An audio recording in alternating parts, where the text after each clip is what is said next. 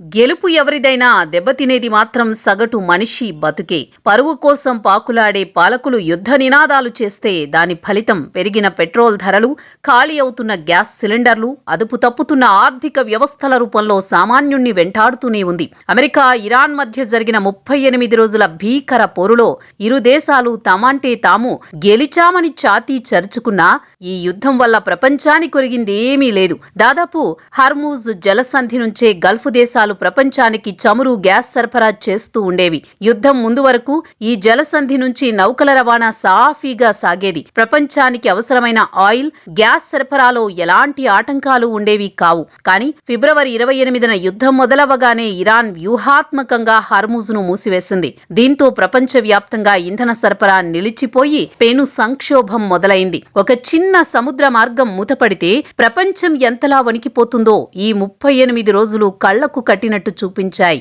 ప్రస్తుతం కుదిరిన cease fire ఒప్పందంలో ఇరాన్ తన పంతాన్ని నెగ్గించుకున్నట్లే కనిపిస్తోంది. ఇకపై తమ ఆర్మీ పర్యవేక్షణలోనే హర్మూజ్ ద్వారా రాకపోకలు సాగుతాయని ఇరాన్ కఠినమైన షరతు పెట్టింది. ఇది అమెరికా ఆధిపత్యానికి గట్టి దెబ్బే అని విశ్లేషకులు భావిస్తున్నారు. అయితే అమెరికా కూడా తమ లక్ష్యాలు నెరవేరాయని ప్రకటించుకుంటూ పరువు కాపాడుకునే ప్రయత్నం చేస్తోంది. కానీ క్షేత్రస్థాయిలో పరిస్థితులు చూస్తే ఇరాన్ పట్టు బిగించినట్లు స్పష్టమవుతోంది. ఈ 38 రోజుల యుద్ధం వల్ల చాలా దేశాలు ఆర్థిక సంక్షోభంలో చిక్కుకున్నాయి. చమురు, గ్యాస్ సరఫరా నిలిచిపోవడంతో రవాణా వ్యవస్థలు స్తంభించాయి. నిత్యావసర వస్తువుల ధరలు ఆకాశాన్నంటాయి.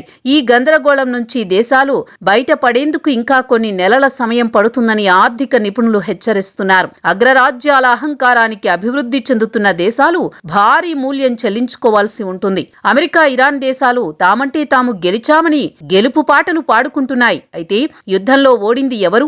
నిజానికి యుద్ధంలో ఓడింది సామాన్యుడే. యుద్ధం తెచ్చిన ఇంధన కొరత, పెరిగిన ధరల భారాన్ని ప్రపంచం ఇంకా మోయాల్సిందే. రాజకీయంగా ఎవరు పైచేయి సాధించినా యుద్ధం వల్ల కలిగిన నష్టాన్ని పూడ్చడం తేలికైన విషయం కాదు.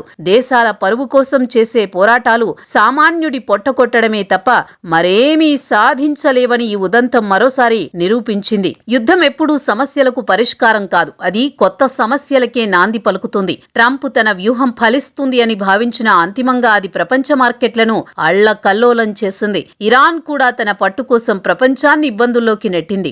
ఈ పోరాటంలో ఇరు దేశాలు విక్టరీ సింబల్స్ చూపిస్తున్నా ఆ నీడలో సగటు మనిషి పడుతున్న కష్టాలు మాత్రం ఎవ్వరికీ కనిపించడం లేదు. ఈ సంక్షోభం నుంచి ప్రపంచం పాఠాలు నేర్చుకుంటుందో లేక కాలమే సమాధానం చెప్పాలి.